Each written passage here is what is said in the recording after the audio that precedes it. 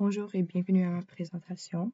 Dans cette présentation, je vais discuter les enzymes des industries de la nourriture et des textiles. L'utilisation des enzymes n'est pas nouveau. L'application des enzymes en production de la nourriture et des vêtements date depuis presque l'époque préhistorique parce que tout notre matériel cru venait de la nature, comme par exemple des fruits, des céréales, le lait, des lipides, le coton et le bois. Donc, une petite histoire de la production contrôlée concernant les enzymes.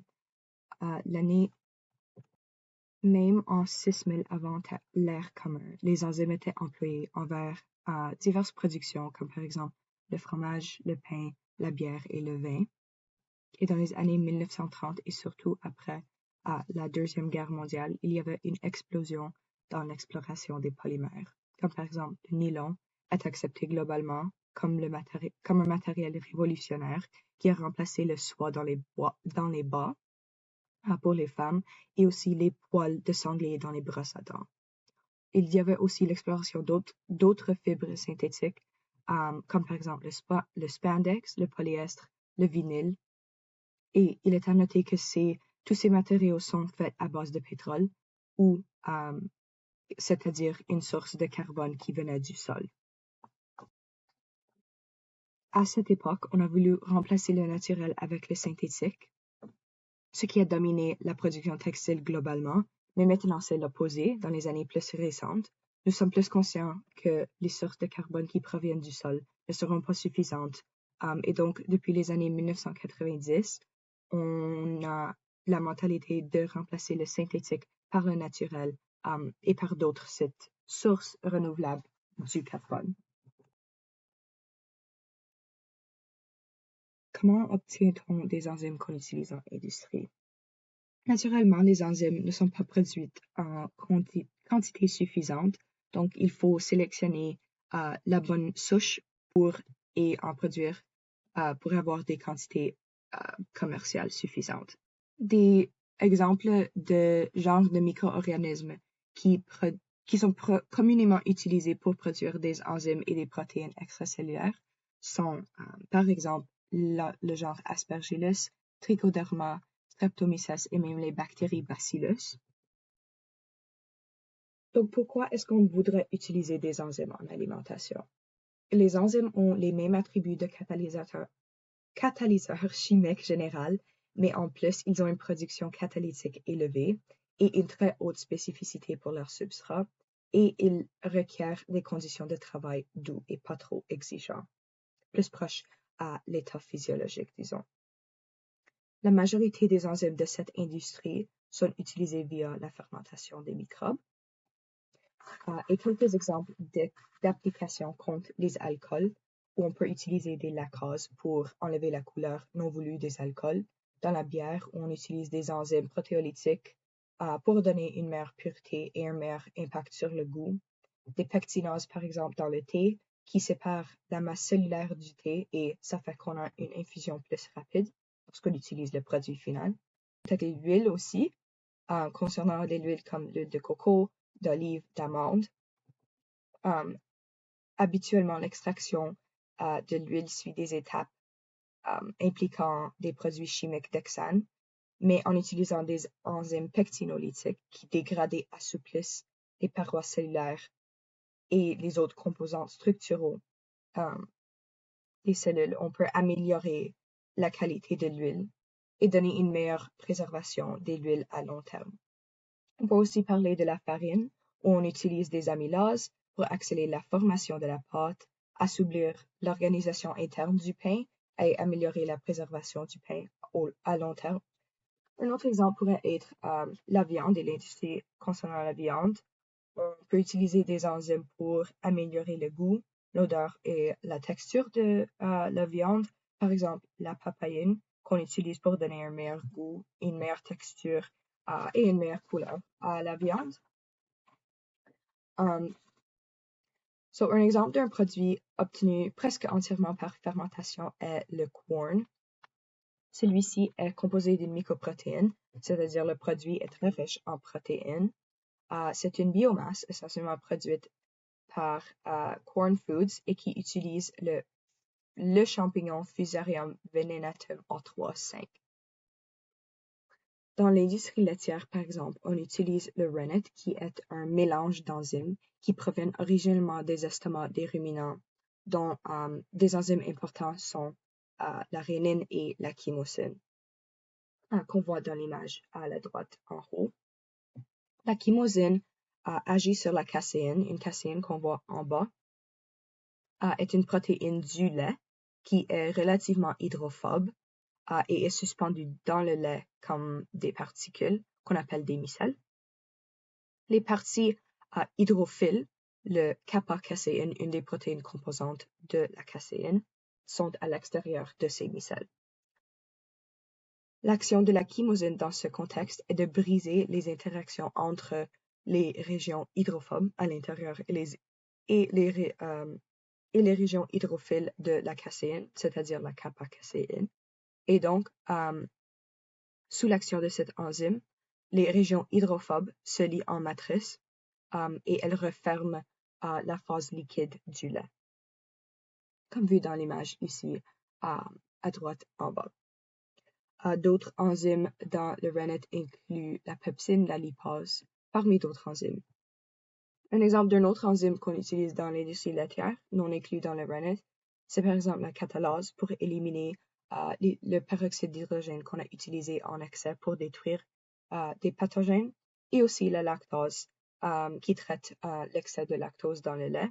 Et celui-ci a aussi un effet bactéricide parce qu'il diminue le contenu en sucre dans le lait et donc diminue conséquemment le contenu bactérien dans le lait. Donc, regardons maintenant l'industrie textile. Cette industrie est responsable pour une très grande partie de la pollution globale. Donc, on cherche des moyens à limiter les effets de cette industrie sur l'environnement. Quelques exemples d'enzymes qu'on utilise sont les amylases, qu'on isole des bactéries et des champignons parmi d'autres organismes, qui sont une enzyme hydrolytique. Elles sont utilisées dans le processus du desizing, qui consiste essentiellement d'enlever la masse non voulue d'amidon du tissu cru, comme par exemple du coton. Les amylases convertissent l'amylose ou l'amylose polymérique en des chaînes sucrées courtes, comme la dextrine et le maltose, sans trop endommager le tissu. On utilise aussi des celluloses pour ajouter une souplesse au coton. Elles peuvent être utilisées dans le processus du biopolishing, qui consiste à améliorer la qualité du tissu et enlever le flou, comme le fuzziness par exemple des tissus, et réduire la propriété du boulochage, le pilling propensity des fibres cellulosiques. Essentiellement, je parle de comme les petites perles qui apparaissent sur les vêtements après le temps. Et pour enlever ces petites perles, il faut éliminer les microfibrilles du coton via la cellulose. Le résultat est qu'on nettoie la surface du tissu et on donne une meilleure texture, un lustre plus doux au matériel. En combinaison avec les pectinases, les celluloses peuvent enlever tout le matériel non cellulosique de la surface du coton. Les autres enzymes qu'on utilise sont des lipases utilisées dans le processus du bioscouring. C'est pour enlever les cires du coton qui ont beaucoup de gras et acides et esters respectifs. Le coton reste hydrophobe s'il est non nettoyé. C'est une qualité qu'on veut pas dans le tissu, donc on essaie de limiter cette qualité-là. Elle fait ceci en hydrolysant les gras et les huiles en alcool et acides organiques. On utilise aussi les catalases dans cette industrie. Leur fonction est de dégrader le peroxyde d'hydrogène en excès après le blanchiment et avant la teinture pour améliorer le produit. On utilise aussi des séricinases qui sont utilisées dans le dégomming du soie. Ce processus consiste à enlever la séricine, qui est une protéine du soie non velue, de la protéine appelée la fibroïne, qu'on veut dans le produit final. On utilise aussi des pectinases qui hydrolysent les pectines du coton. Il y a également plein d'autres enzymes qu'on pourrait mentionner, comme par exemple les ilanases qu'on utilise pour assouplir la jute et aussi les protéases. Discutons un peu sur l'utilité des enzymes en industrie textile. On utilise des enzymes en production des textiles pour améliorer l'efficacité. Comme mentionné, ils sont très efficaces comme biocatalyseurs et très spécifiques. De plus, les enzymes catalysent la réaction voulue sans être consommée elles-mêmes. Elles peuvent aussi diminuer l'énergie d'activation et donc elles diminuent l'énergie impliquée dans le processus et donc abaissent aussi le temps nécessaire pour la réaction. Elles réduisent aussi l'impact environnemental parce qu'il y a moins de produits chimiques utilisés et aussi l'eau est moins chère à traiter et plus facile à nettoyer. Les enzymes sont aussi biodégradables, qui est un bonus pour l'environnement. Comme les enzymes opèrent dans des conditions plus douces, plus physiologiques, c'est-à-dire pas aussi chaud que les produits chimiques, on sauve de l'énergie. On utilise moins de produits chimiques, ce qui améliore globalement la qualité des tissus produits. Ceci est aussi dû à la spécificité des enzymes pour leur substrat, parce que les enzymes n'attaquent pas les textiles eux-mêmes, tandis que certains produits chimiques, par exemple, endommagent ou brûlent même le tissu durant le processus. Alors, essentiellement, on préserve l'intégrité du tissu et il n'est pas affecté. Moins de produits chimiques engendrent un environnement de travail plus sauf pour les travailleurs. Les conditions d'opération plus physiologiques, c'est-à-dire plus près des pH neutres, veut dire qu'on utilise moins de produits chimiques en général.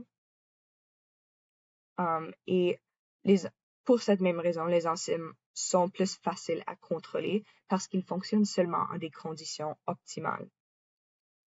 En mentionnant tout ça, il faut garder en compte que oui, pendant qu'on veut aider l'environnement, en réalité, dans l'industrie, tout dépend sur l'argent.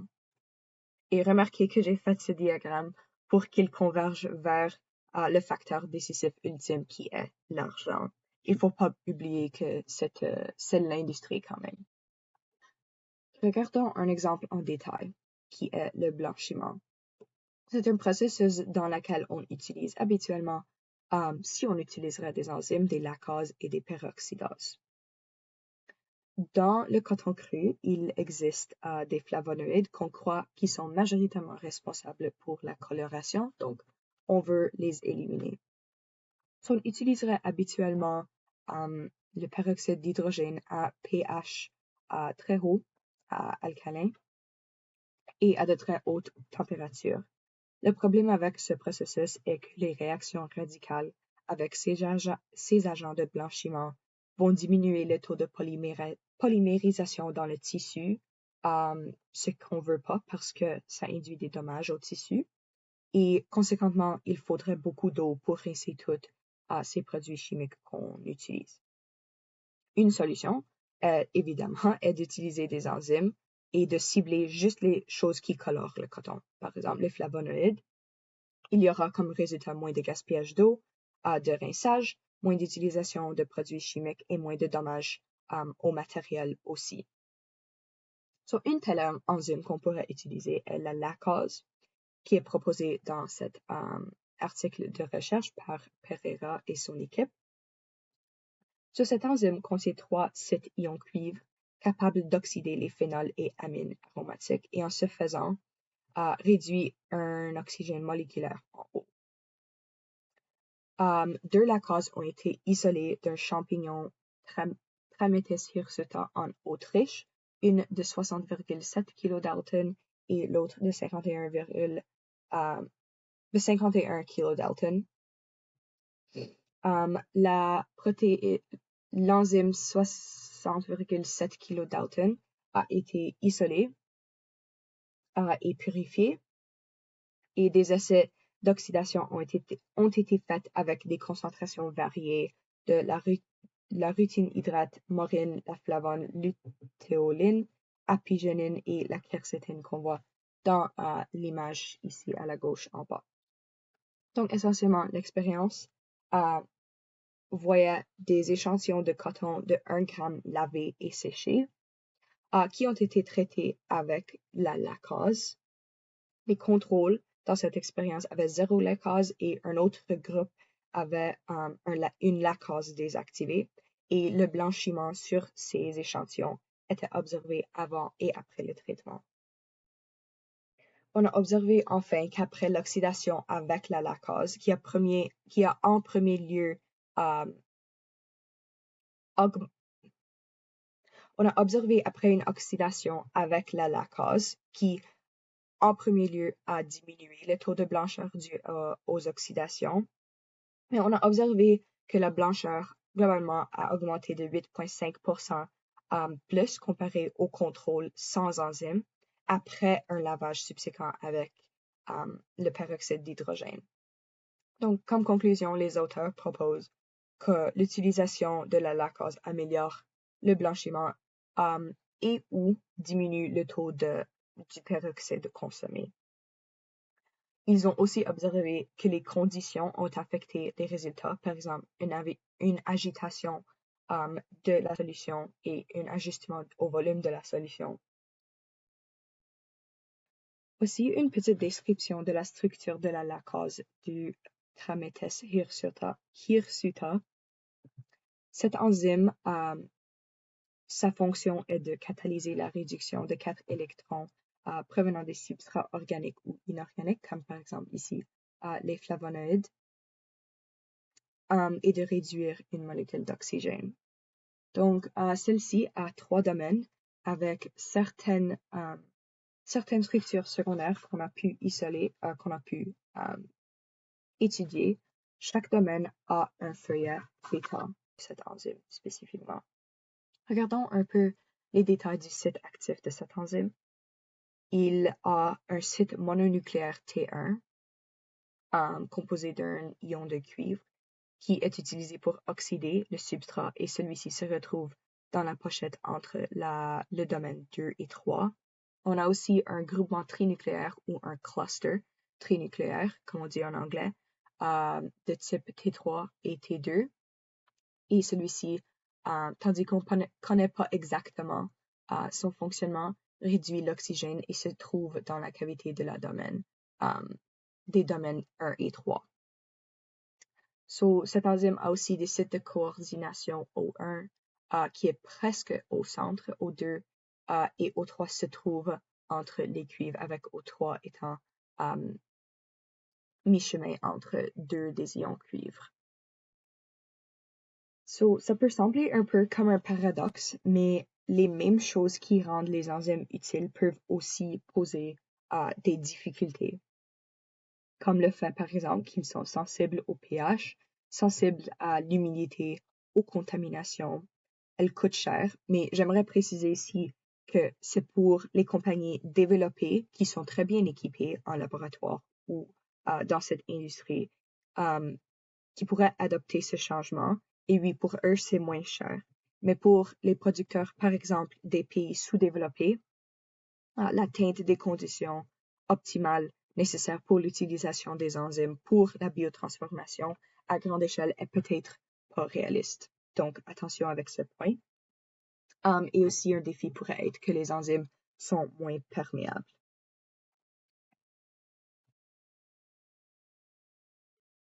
Un autre très grand défi identifié dans cette industrie est la sensibilisation à la biotechnologie.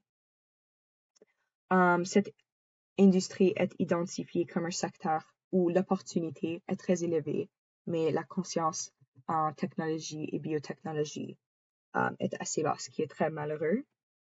Donc, une étude que je voulais souligner,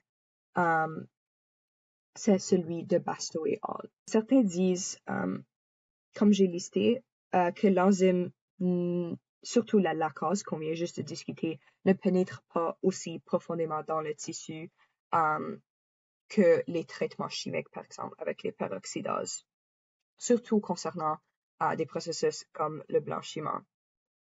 So, ils ont trouvé qu'on peut appliquer l'ultrason pour aider la diffusion des enzymes en solution.